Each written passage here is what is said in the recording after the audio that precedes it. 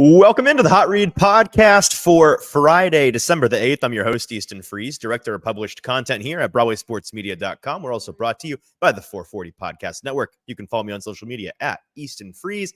Joined as always live at Boomba's Craft Pizza and Tap House here in Spring Hill by producer JT. JT, how are you on this fine Thursday evening? Happy Thursday evening, Friday for the recorded part of this podcast. I'm excited to be here at Boomba's. Just for the craft pizza and the tap house, not for the football, not for the Thursday night football that is about to be played tonight. Can't blame you. And to be honest, not really for this discussion of Titans football that we are about to discuss either, because frankly, I don't know, man. Sometimes, when I got into this line of work, I never thought that I would struggle to talk about something, and man. How do we talk it's about rare. This? How do we talk about this Titans team against this Miami Dolphins Totally. team? And it's weeks like this where you feel for folks that are like, 20-year veterans, beat writers that, covered the Browns and the Buccaneers and the Lions throughout the late 90s, early 2000s, mid 2000s, where it was just nothing but this. And they had to come up with stuff to talk about each and every week when their team that they cover is favored to lose by 2 touchdowns. We are going to talk about some things today. It's going to be a shorter episode than typical. I think that's for our sake as well as for our audience sake. For the handful of you that are already in here with us live, we appreciate you doing that. You are real diehards. So thanks for being here with us. Do us a quick favor. First, hit like, hit retweet, hit whatever you can, thumbs up on YouTube, whatever you can to help us share this show. It'd be a personal favor to us. So thank you for doing that. And then make sure you're watching on YouTube at Broadway Sports Media's YouTube page. That's Broadway Sports Media on YouTube. If you're watching on Twitter or on Facebook, that's great. But an even better viewing experience is over on that YouTube live stream, where you can jump into the comment section of that live stream video and become a part of the conversation today. Your questions, comments, and thoughts on this Titans team and what might transpire on a Monday Night Football game in Miami would be greatly appreciated. So thank you for doing that. We are, of course, brought to you today and every day by Boomba's Craft Pizza and Tap House. We love Boomba's, like JT said, even during days like this where you're having to watch I've already forgotten who it even is. It Patriots? Steelers? Gosh, my brain, I'm blocking it out. I'm pretending it doesn't exist. I'm planning on watching as little of it as possible. And but we are here to do that technically. And even on a day like today where it just sounds like a miserable experience, the creature comforts of all there is to offer here at Boomba's make it worth your time. The pizza is so delicious. We often mention the pizza, which is multi-award winning, and it is warranted how often we talk about it, but we don't mention the other things that they have on the menu. We love the appetizers here. I mean, we've tried great. Most all of them at this point. Really, really, really good. They've got fantastic pretzel sticks and tater kegs, which are like giant tater tots. Yeah, you dip in an array of delicious in-house house sauces that they make. They have what the Parmesan ravioli, or no, the toasted ravioli. Delicious. I mean, everything on the menu that we have tried. We're at this point, we're trying to find things we don't like, and we're struggling to do so. So you're going to love it at Boomba's. When you're hungry, you're going to love it when you're thirsty. JT, you're drinking one of the new IPAs this evening. Is, but it's delicious. They told you should try it. It sounds like it's very good. And I'm not an IPA person, but it's very delicious. Neither am I, but it sounds like they are constantly churning out new and oftentimes local brews for you to try on tap. So it's a great operation they got here in Boomba's. Check them out. 3 locations in the Middle Tennessee area, in East Nashville, in Murfreesboro, and here in Spring Hill, our home store. We appreciate you becoming patrons of them for our sake, but just for your own sake, because it's delicious food. All right, let's talk about the Titans and the Dolphins for 10 or 15 minutes. I feel like that's going to justify this game, the discussion that is required. We usually do this very structured, stats and info for the game, keys to the game. There's not a lot of stats or info to get into on this one. The Titans have all week long been underdogs of 12.5 to 13 points pretty consistently. I want to talk about, because this kind of game, and for good reason, can certainly feel like, from a fan's perspective, it can give you a kind of a hopeless feeling of what's the point? Why should I watch this? Why should they play this? What good could possibly come from this game? Because it sure as heck isn't going to be a tally in the win column. And I think a lot of fans at this point would argue oh no, the fact that they're going to lose is the win here. So there's that. If you're the pro tanking crowd, which at this point I think that train is gaining more and more riders each and every week. It's a game that's going to only help you, I think, in terms of draft order, and you're certainly not going to lose out on that opportunity this week. I think that there are going to be some pitfalls for them to potentially win the rest of the season. We'll talk about that when we get there. But this one, you can feel pretty confident. I think the Titans are going to come out Tuesday morning and still have 4 wins on their record. But I want to talk about the things that we can actually gather from this game, the things that are worth watching the game for, and the positives that you can take away from the game. On Monday this week, after the Titans lost that heartbreaker to the Colts in overtime, we talked about how it was a good loss for them, right? How there's a glass half full element to their draft position at this point. The Titans this week are one of 3 teams in the league who can be mathematically eliminated from the playoffs. I believe it's the Cardinals, the Patriots, and the Titans. Fantastic company. Still, I mean, we've been here for a while with the Titans, but it still is astonishing to look at the number 1 overall seed in the AFC in 2021. Now, flash forward to the 2023 season, it's barely December, and they are one of the first teams that can mathematically be eliminated from the playoffs. Pretty crazy, but it's good news for their draft order. And I think that there are some things similar to the takeaways we had from the Colts game in this game that even in the face of a loss, we can come away on Tuesday when we do our show and say, you know what, that was good for this reason. Do any come before? We've not really even discussed this. Are there any that come to mind for you immediately, JT, where you're going into this game thinking they're going to lose? Fine, whatever. I want to see this happen. Yeah, I think I want to see Will Levis absolutely just go out there and sling the ball with no bars, no holding back. No hold bar. Yeah. Because this is a game where it is not inconceivable to think that with almost 100% certainty, with just how this Titans team is, how banged up they are, with the secondary the way they are right now, that this Dolphins team is going to get out to an early lead of maybe 10 to 14 points. Like, that's just how good this team is. By halfway through the first quarter, like when is the early, okay? Like on their first 2 possessions. I could see this game easily being at the end of the first quarter, 17-3, right? Like that is a very easy proposition for me to see. However, this is also a classic Mike Vrabel spot where it could just be a low scoring affair, and that's you never count him out. It's a gritty, ugly game for them. It could look a lot like, and it's very different units, but I think back to the Dolphins when they played the Jets on Black Friday. And that was an ugly game that finished like 27-10 or something like that. The Dolphins were held relatively low by their standards. Now, the Titans do not have the Jets defense. So it's going to not be pure talent that does that. If it happens, it's going to be the wizardry of Mike Vrabel and just like a really desperation game plan. But it wouldn't shock me. And we talked about this earlier today. If by halftime, it's like 24-3. And the Dolphins just kind of coast the rest of the way. The Titans defense does a decent job in the red zone, forces field goals, and the game ends up on 30-13 or something. And the second half is where the Titans get some garbage time points and the Dolphins just kind of coast to a victory. Yes, so that could happen. However, I don't think that happened. Oh, okay. So you're thinking like 45-10 range. This is the point I was trying to get to, that they are going to be down at this game regardless. Sure.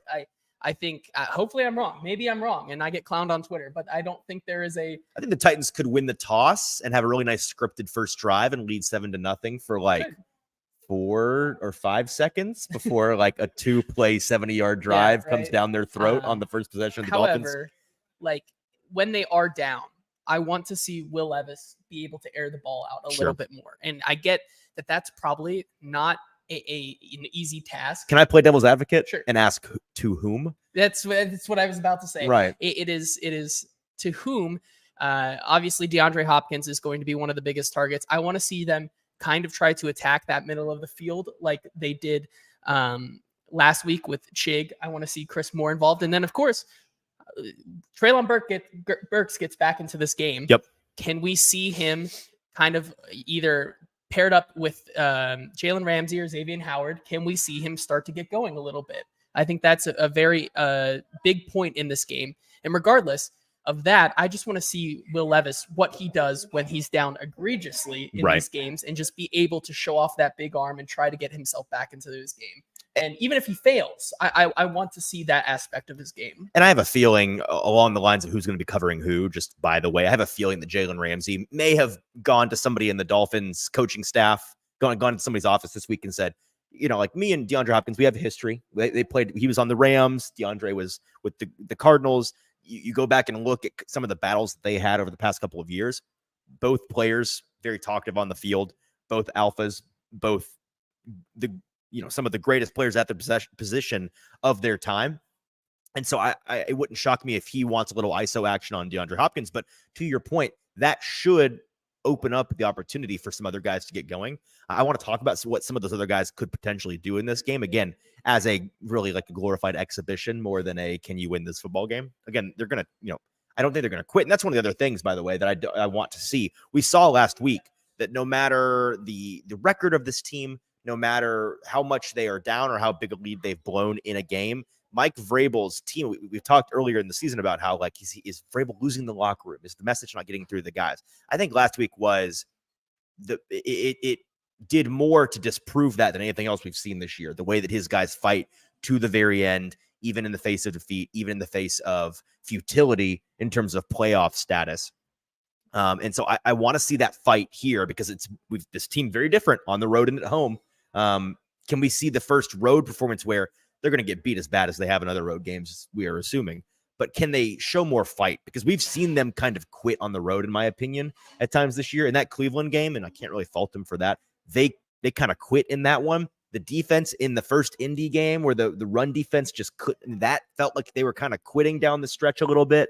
And by quit, I just mean lose that juice, right? Like they're not out there literally saying we don't care what's going to happen, but maybe not giving their all, maybe not going out there with that fire in their belly and trying to motivate each other, all of those things.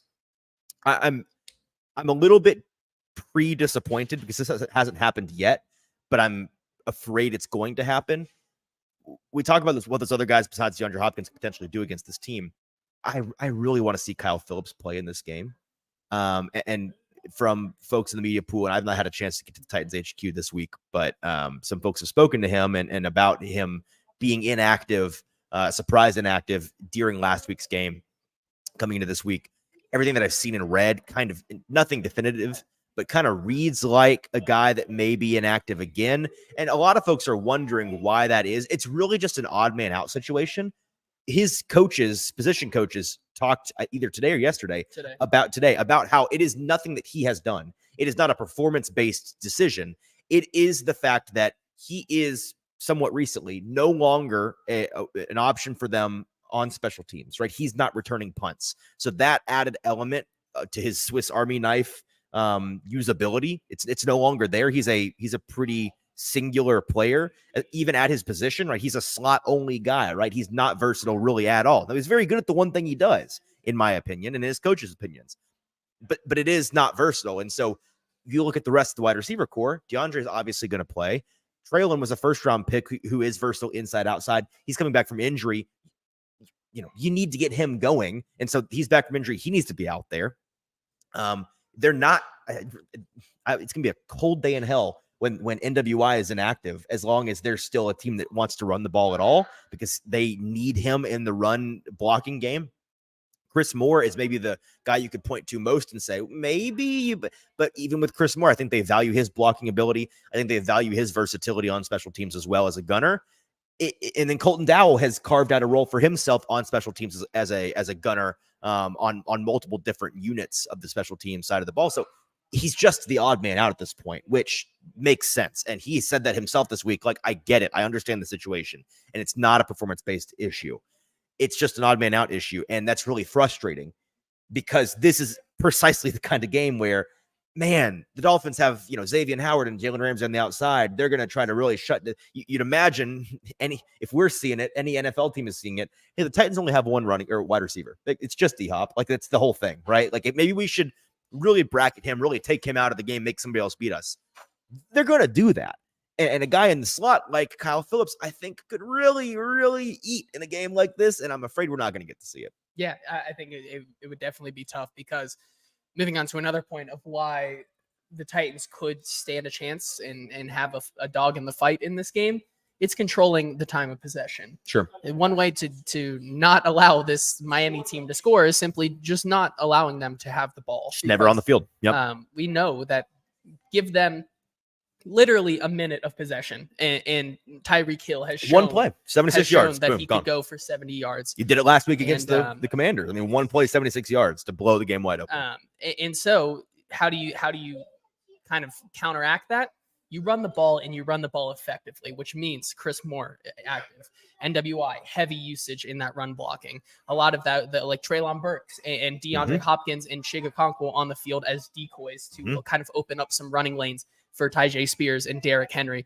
Running the ball this week, if the Titans were to win this game, they would have to have a vintage Henry performance, vintage 2021, and maybe the best game. Spears. Yeah, it's gonna need both of those guys are gonna need to be, and beyond them, it's the offensive line. Like they're gonna need to, and this is the one, like it's not an opening, but it's like a cracked door with just a tiny little glimmer of light coming through. There is some opportunity in this game plan for the Titans to run the ball. If you had to find a weakness for this Dolphins team, their defensive front has taken some real hits in terms of injury in the past couple weeks. Jalen Phillips was really starting to ball out. He's done for the year, really tragic injury, but he's not out there anymore. Replaced by Van Ginkel, who had, got the Commanders got Van Ginkel last week with a little pick six action from Sam Howell. But he's a guy that is lesser than Jalen Phillips, still a very good player. I think this team up front defensively can be run on, like you mentioned, the secondary, or for the Titans secondary. That is when you look at guys like Tyreek Hill, who we've teased all week. How are the Titans going to stop this guy? They can't. That's your answer. They can't. It is truly an embodiment of the saying, you can only hope to slow him down. You cannot stop him. That is what the case is going to be with Tyreek. We saw last week that play, that 76-yard one play touchdown drive where he gets open downfield with nobody back. I went back and looked at the all 22 of that play. Very strange. I went to PFF to look at the usage. It was the only cover one play that the Commanders ran the entire game. And you could argue that was them learning their lesson the hard way. And they're like, well, okay, we're not doing that again. But even worse than that, it was a 5 receiver set. Five guys lined up on the line of scrimmage, standing up, right? Trips and duo, or to twin. And on the twin side was Tyreek. And the Commanders had, I think it was this guy, I looked him up. He's either a late round draft pick or a UDFA cornerback. Very young, very inexperienced, not very good. Had him in man coverage on Tyreek with a single high safety shaded to the trip side instead of the duo side.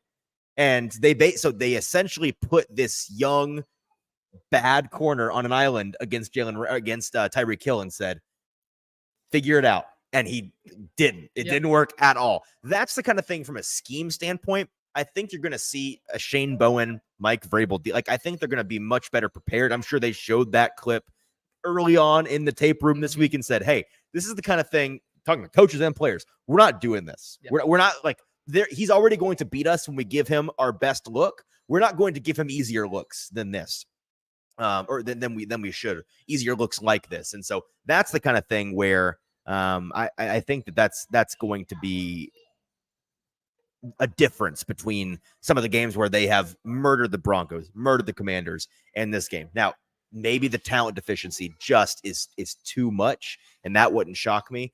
I want to transition a little bit to talking about what if I told you, JT, that this team, let's start with the most improbable. If I told you this team won this game, again, they're not going to. If I told you they did, and you had to explain to me how, you had to guess how it happened. How did it happen? Tua is not dies. Tua dies, and somehow. Tyreek dies. Somehow, yeah. I mean, Tyreek could be on the field. I don't know if I would trust Mike White in this situation, but Tua Tagovailoa has to either have the worst game. He has to have I was about to say Ryan Tannehill. You could have a four turnover game, where the Titans have 47 minutes of possession, that could work. Yes. Good luck with that, yes. But that could work. You could do that. That's kind of the only non-injury scenario I can think of for them. It's going to have to be a really, really lucky turnover game for them for this to work at all, right? Do you have anything else to say on how that could possibly go down, or we can move on because I have another question for you. Yeah, move on. Okay, because that's really where I see it. So let's say they cover, right? We're going to talk about this in the best bet gauntlet here in a minute. Spoiler: we are not going to break our streak of picking a side of the Titans game every single week of the season, but I'll let you guess which side we're on. If I told you they covered this game, what would your guess be as to how they managed to cover, or maybe backdoor cover? Probably that once they get up big, this Titans team does not allow them to run the ball very well. Right. Okay. So the Dolphins try to bleed the game out. Yes. And the Titans defense just forces punt after punt, and the Titans get one or two garbage time touchdowns. Very reminiscent of that Jets game. Yep. I would say. Yep. Okay. So I'm 100% on the same page. I think that is how that would have to happen. I'm trying to think if there's anything else. And that also just feels like it would be such a big blow with Jeffrey Simmons not playing this week. Right. And as Tua, when he was interviewed today, when he was asked about the upcoming absence of Jeffrey Simmons, he called it a big loss for the Titans defense. And the Dolphins are already preparing for how Tennessee will replace them. Hint: you can't really replace Jeffrey Simmons. Kyle Pecco. Yes, Kyle Pecco on that line. Jaleel Johnson. Yeah, I mean, Danico Autry and Danico will be fine. It's just, Tier Tart are going to have games of their lives. Well, and they're going to have to play like every down as well, which against this Dolphins offense may be a lot of, they may be out there for 57 plays. Mm-hmm. So do we have any more thoughts on this game? I mean, we can circle back and kind of come full circle on the conversation with what we want to see from Will Levis. I want to see, and we saw a little bit of this last week, right? Because Will Levis did, in fact, this kind of got buried in the wackiness of that game. He did have his first career. It's not official, so I guess you can't say this, but he had what should have been his first career game-winning drive when they marched down to take the lead. If they managed to, if Ryan Tannehill could set the ball and Nick Folk could kick it into that whole thing where they missed the extra point, that didn't happen. So that's why it's not an official stat, but that was a drive that we'd been asking to see from him for a while. We'd been saying, we want to see Will Levis put in every different situation, like throw the gamut at him down the rest of the stretch. It's a fact-finding mission for this team. Let's put him in as many situations as we possibly can so that he is as comfortable and as experience. Can we simulate as much experience for this guy down the stretch of the season as we can? And a big part of that is, can you, finding out, can this guy be clutch in the end of the game? Can he lead game-winning drives? Does his success rate, his level of play change when the stakes are different, when he's not playing from ahead, when he's having to come from behind? And I think, like you mentioned in this game, we may get the first chance to see him down big and see how, they're forced to pass the ball every down, forced to pass the ball deep. Like, what's that going to look like? I want to see him protect the ball. I want to see him be willing to take shots downfield. I want to see him improve his field vision a little bit. He's missed a couple of reads in recent weeks that he knows, as well as those of us to watch the tape know, he should be hitting. It's those kind of things I'm going to be looking for from him. And I think there's an opportunity to have a good game here because I think, again, the pass rush of the Dolphins is good, but it's not suffocating to the point that I think he's going to be put in the worst case is somehow the Titans offensive line has such a bad game that not only the Titans get killed, but Will Levis is not given the opportunity to do anything, and we can't evaluate what he's done, right? Yeah, and I think that kind of calls back to the game before the Indianapolis game, I believe. The Jacksonville game. The Jacksonville game, right. where it was the same thing, where Will Levis and the team and that was the case. Simply could not get anything done, and the only way we were able to evaluate Will Levis was on two Tim Kelly trick plays. Yeah. Really don't show you anything, even though they've been effective this year. I mean, you want to be able to, you want to be able. You get one thumbs up for not doing a Ryan Tannehill and missing guys downfield in the Saints game, but like you hit the guy, it's a trick play. Let's see him hit some tight windows. Let's see him command the offense, like all of those things. So, all right, that's our preview of the Titans and the Dolphins. Again, a weird one, a bad one because it's a bad game. Sorry, guys. We do have two more segments that are going to be much better than that, though, coming up in the show. We've got the news with producer JT talking about some injury reports on this Monday night week. So we only have one this week, but we'll talk about what we saw. And then the best bet gauntlet keeps rolling on. We keep making money for ourselves and for you. Best segment of the week, in my opinion. Can't wait to get to it. If you are watching with us live, appreciate you being here. Make sure you're watching on Broadway Sports Media's YouTube page, and make sure you're subscribed to Broadway Sports Media's YouTube page. Hit that subscribe button, hit the bell notification button if you want to be notified whenever we go live on here, which is 3 times a week during the season. But if you can subscribe, it's free to you. It's very helpful to us. We're trying to get that number up as much as possible. So if you're watching anywhere live or in post and want to help us out, small favor that we'd be very appreciative of, hit that subscribe button on Broadway Sports Media's YouTube page. Thank you very much. All right, JT, what have we got in the news today? What's on the injury report for the Titans? A laundry list this time. Yeah, it's a big one this week, but it is important to notice that because it is a Monday night game, it's the Thursday injury report, which technically would act as a Wednesday injury report in most cases. So a lot of these guys either limited or not practicing today because it is a Wednesday and it's more of a walkthrough anyways. But let's talk about the guys who did not practice today, starting with tight end Josh Wiley, punter Ryan Stonehouse, who is done for the year, Jeffrey Simmons, who is going to miss extended time, linebacker Joe Jones, and cornerback Christian Fulton. Also done for an extended period of time. Yes. So it is tough for this team who loses a couple of major starters down the stretch, and especially having Christian Fulton not being able to go for a while here. That means Trey Avery is going to have to step up in a big spot against Tyreek Hill and Jalen Waddle. Your thoughts? Well, it's either going to be Trey Avery. I'm sure it'll be some of Trey Avery. It's also going to be Eric Guerra in the slot but I would say when they choose to put Roger McCreary and Sean Murphy-Bunting on the outside. It's a pick your poison situation with those two UDFAs. Good players for where they came from and their development and all those things, but that's relative, right? In reality, you don't want them on the field. You certainly don't want them on the field at the same time.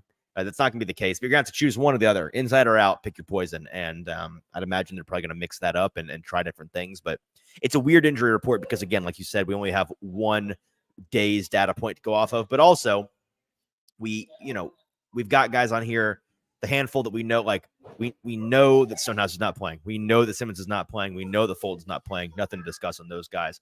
Everybody else, we need the rest of the week. So make sure to follow us on social media at Hot Read Pod, at Easton Freeze, at JT_Ruhnke to find the injury reports later on the next 2 days. That will be much more telling. Yeah, and let's take a quick look at the Miami Dolphins side and a couple players that you should keep an eye on for the rest of the week. Teron Armstead, the tackle with a knee and ankle injury, did not practice today, as well as safety Javon Holland with a knee in both knees being listed on the injury report. Plural knees. All of the knees. Yes. Both of them not practicing. I think those are the two biggest concerns that they may have an outside shot not to play this week.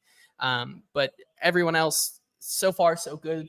Like we said, keep an eye out for the rest of the injury report the rest of the week. Yeah, I got you. My only analysis from that is I've never even considered having double knee injuries, which is funny because you would look better than if you had one knee injury because you can't limp. Right? Like a double limp is just a cancel. It just cancels itself out. You're just walking at that point really awkwardly. Who was that had the double knees? Javon Holland.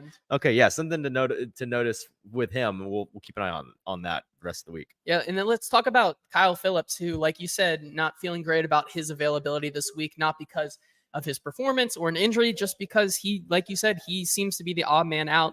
And it sounds like around the locker room after they talked to him today. He was a healthy scratch on Sunday and could be again. Kyle Phillips is not happy about it, but he's being the better man. He understands the situation right now, and it sounds like he is leaning towards not being active once again this week. Yeah, I mean, we discussed that.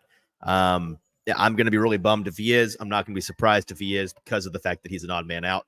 It's a bummer, but you could argue he did it to himself by failing to be effective as a special teams returner, which once he had the ball in his hand, he was good at. But the fatal flaw combo of easily hurt and can't catch the punts consistently did him in. So this is your bed. You have to lay in it a little bit.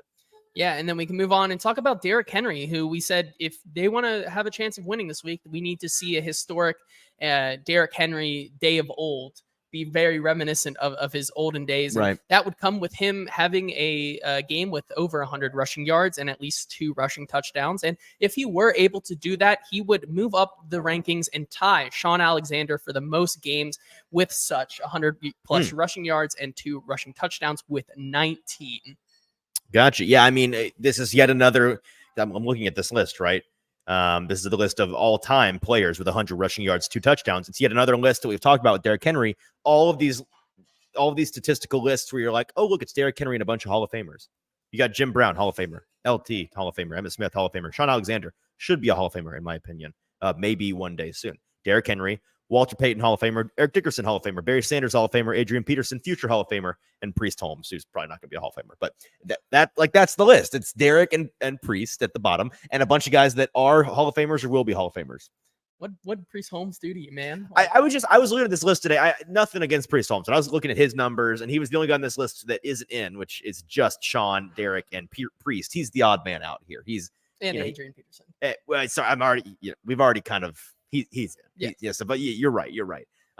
Priest it's a little bit different with him, but with the other guys, they should all be in. So it's just another example. I think that the Derrick Henry, he's not a Hall of Famer yet. He's got to do more. I think it's ridiculous. The only thing on his resume you can point to and say, oh, you got to do it, is the counting stats. It's the aggregate stats, which I think, especially for running backs, are really dumb in the Hall of Fame. Longevity counts for something, right? And like, if you just want to go based off of your aggregate stats, your aggregation over your career, we got to put Frank Gore in the Hall, right? Got to put him in. Except if you look at the actual player and ask yourself, was he ever a dominant player for a period of time? Was he ever a dominant player at his position in a single season? And it's just like, kind of no. Like, he played for 2 decades and he was never really a top 3, top 5 running back. So I would argue he does not belong in the Hall of Fame. With Derrick Henry, you look at the last 5 years in a row. Take the 5 as a whole, not each individual season, but the 5-year block of the last 5 years of time. Derrick Henry has been the best running back in that 5-year block pretty clearly. I don't think anybody's going to argue that. He's been the most dominant guy. At worst, he is the second, maybe third. But the point is, you cannot write the story of the NFL without talking about Derrick Henry from 2018 to 2023 and beyond, perhaps.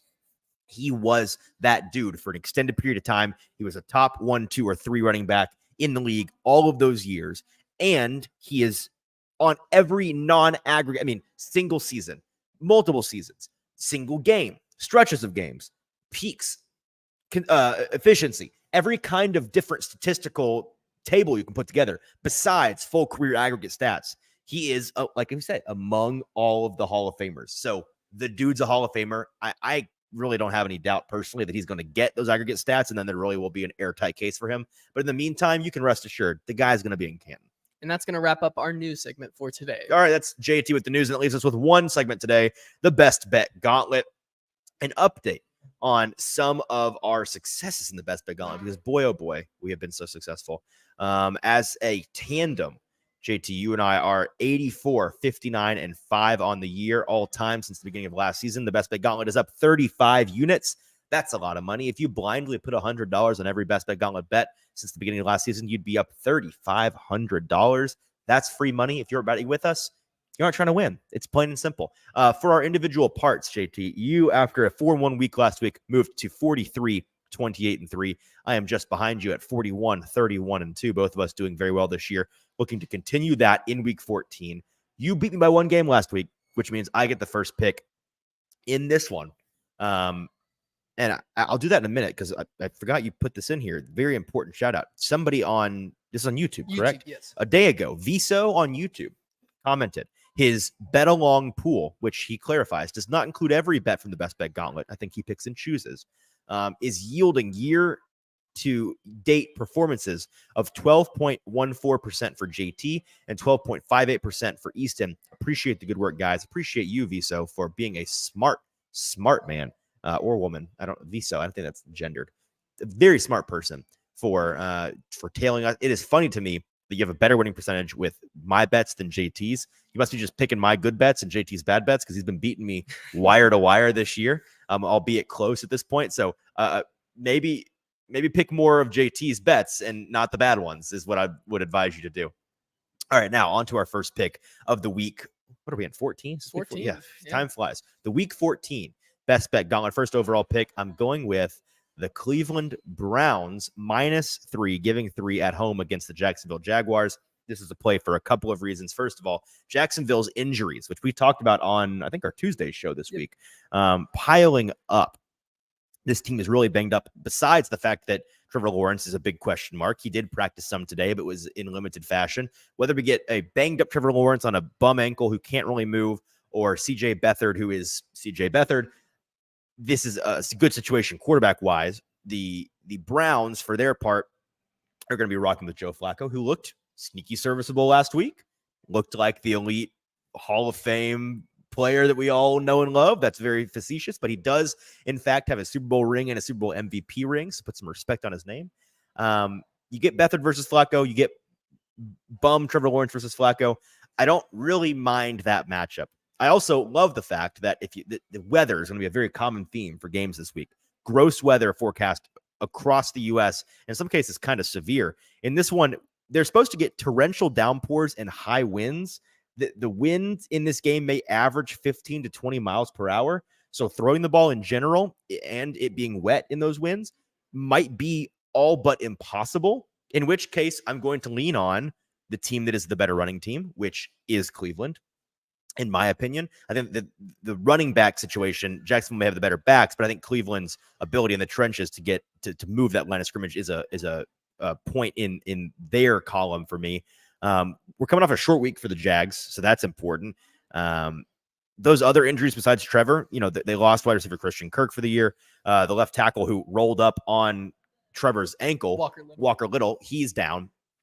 Their nose tackle, Fadakasi's not going to play. Trey Herndon's out. Andre Sisco, the safety's out. Like, they're missing a lot of key players. And the Cleveland offense and defense, for their part, are much healthier. Look at the splits for Cleveland's defense. We know how good they are this year. It's actually, they kind of got a Titans thing going on. On the road, the Cleveland defense is averaging, allowing teams to score, and this is going to sound wrong, but I double-checked, 31 points this season. At home, they're averaging 10 points allowed. So I like that a lot because they're at home in this one. The Browns are much healthier. I think they're in a better spot. They're better rested. The rain's only going to help them. Give me the Browns giving a field goal at home against the Jacksonville Jaguars. Yeah, with my first pick here, I'm going with the Seattle Seahawks plus 11 against San Francisco. Oh, you got to hold your nose for this one, man. Yeah, it's a tough one, but it's what you got to do in these certain situations. Some would argue if you don't feel gross making these buy low, sell high picks, then you aren't really buying low and selling high. It needs to hurt a little bit. Yeah, it really does. And that's essentially what I'm doing here. Selling high on San Francisco, coming off a 4-game winning streak, and then selling high on them, and then buying low on this Geno Smith-led Seahawks team that looked really, really impressive against the Dallas Cowboys last week. They're coming off extended rest. This San Francisco team is they just played their game that they've been waiting all season to play. It's the one they circled against Philadelphia, and I think this is a letdown spot for them. Pete Carroll's also just been very, very good as an underdog. He's 55-40-3 against the spread as an underdog. He's been above 5. He's been at 500 against the spread or better as an underdog in 7 straight years leading up to this season. He's currently 3-3. He's the second most profitable coach against the spread behind Mike Tomlin. Really? Yes. That's sneaky. I didn't know that. Okay. And so, as an underdog, right. So it's really just as simple as that. For me. Selling high on this San Francisco team, I think it's a letdown spot, and plus it is a lot of points in a divisional game.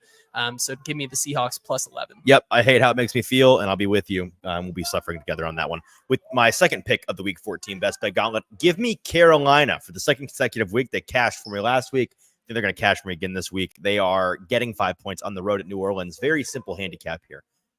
Who are these New Orleans Saints to be giving 5 points to anybody at this point? Okay, they've got quarterback injury situation with Derek Carr being hurt. I think concussed, if I'm not mistaken. Yes. Jameis Winston. It'll be Jameis Winston. It'll be Jameis Winston this week, who electric to watch, not super electric if you're trying to win games. Yes. A statistic on him. He is, as a favorite in his career, 8-19 against the spread, 30%.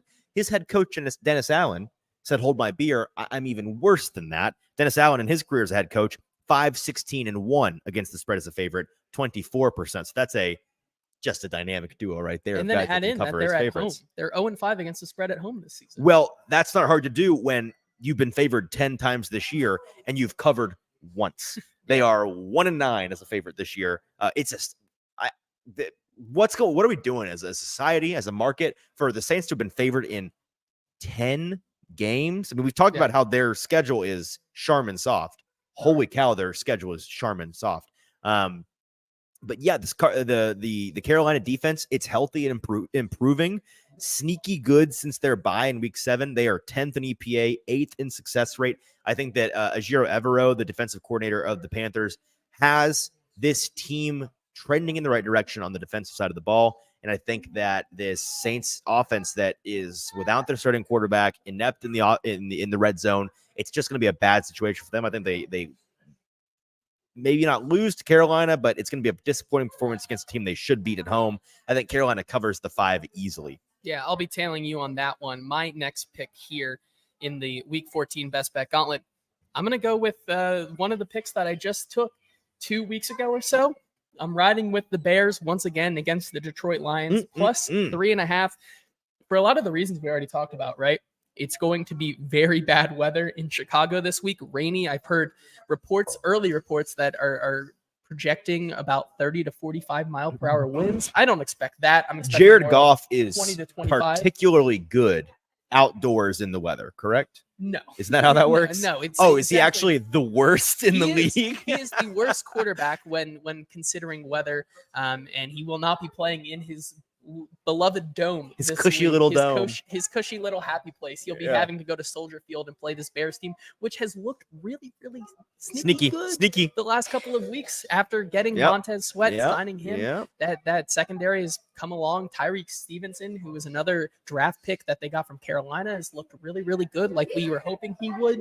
They're putting together some really good offensive games here. Justin Fields is looking much better than he did earlier in the season before that injury. So I'm going to take the Bears here. It's going to be a gross, low-scoring game with the weather, and I think getting that hook right there, you can't get better than that. Yep, I'll be with you on that one as well. With my third pick in the Week 14 Best Bet Gauntlet, give me your Cincinnati Bengals -1. I believe I got them at 1, correct? Yes. Yeah, I got -1.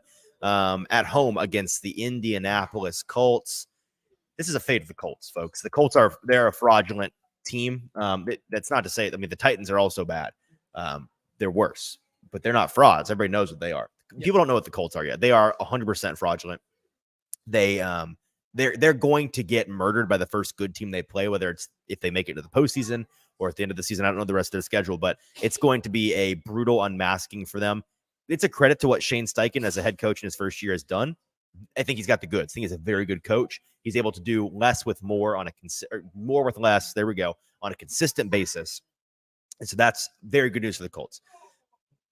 But what if I told you that the better quarterback in this matchup is playing in orange and stripes? What if I told you that Jake Browning's performance last week, when you watched on film, when you look for all of the indicators of there's plenty of, everybody who's watched football knows that there are plenty of backups in the league that are capable of, and in the past have put up these phony 1 or 2 week performances where people start to buy it. They start to buy in a little bit of gullibility, and then you get burned. Those indicators aren't there. I mean, I think that what he did against Jacksonville was the single greatest backup quarterback performance maybe of all time in the NFL, from maybe at least from a guy that didn't go on to become a full-blown starter. And so I think that he's actually got the goods. He's playing confidently. They're scheming things up for him to succeed. I think that the Cincinnati Bengals are a competent team with their backup. It's not to say that the Colts aren't, but this is practically a pick 'em, and I'm taking the team that's at home. I think that Cincinnati is just better here. Indy also coming off of a bloody and bruising divisional road game when they played the Titans last week.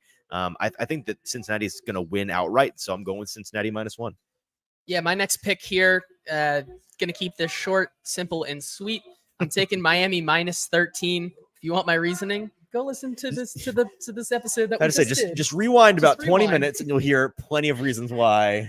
Yeah, this is my lock of the week. I outside of what you were thinking, I think that they just waived Monty Rice. This linebacking core just got a lot less depth here in Tennessee.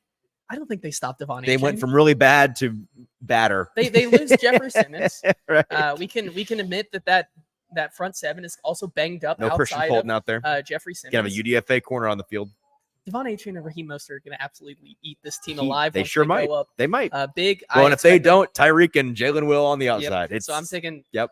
Miami minus 13. Yeah, -3. I think I'm going to be with you on that. And listen, we didn't break our streak of betting the Titans in each and every one of these. We just betting the bet Titans against game. We just bet against them in this one. And I think we're going to make some money off of them.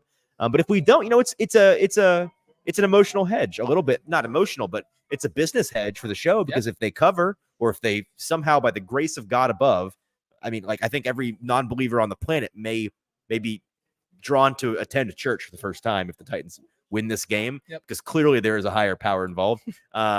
I think that would be good for our show, and it'll be a fine loss. It'll be a good loss. Will Levis kneels on the final play, and then Creed comes out and goes, "Can you take me higher?" Yeah, exactly. I need it. I need that. I love that. Okay, we're losing it on this bad episode. I'm so sorry, guys. It's a bad game, bad episode. It's how it goes. With my fourth pick of the week 14 best bet gauntlet, give me the Buffalo Bills getting 1.5 points on the road at Kansas City. Very simple handicap here from me. This is the time of year, as I've been saying, you're looking for the more desperate team in evenly matched games. Who needs it more? Buffalo, absolutely, without a shadow of a doubt, is the more desperate team here. They are playing practically for the rest of the year, each and every week for their season. Now, Kansas City lost last week in primetime to Green Bay, and that's a bummer for a Bills backer like me, because you'd like for them to not have that extra hunger coming off of a loss. But I really do think that I'm not discounting Mahomes. I'm not discounting Andy Reid. I'm not saying that they're broken, but I am saying this offense is very clearly not what it was. And I think that this wide receiver core continues to be a massive issue for them. And I think that when you compare every metric involved for both of these offenses, Buffalo's is maybe twice as good. I mean, they're just that much better. And you give the nod defensively to Kansas City for sure. I just think that Buffalo needs this game more. I like to lean the desperate team who's going to leave it all out there, empty the bag to get the win. There's also some emotional scars here with Buffalo and Kansas City. Buffalo always wanting to get up for a team that has embarrassed them in the past. I think Buffalo wins outright. Give me Buffalo plus 1.5. With my next pick, I'm going with Denver plus 2.5, going to the Los Angeles Chargers, who also keeping this one short, sweet, and simple, because this is once again a vibes pick from me. Oh, okay. Right. JT, it's been a minute since it's been a minute. But this is a team that covered for me last week, minus 5.5, by only scoring 6 points. And this Chargers team has not looked good.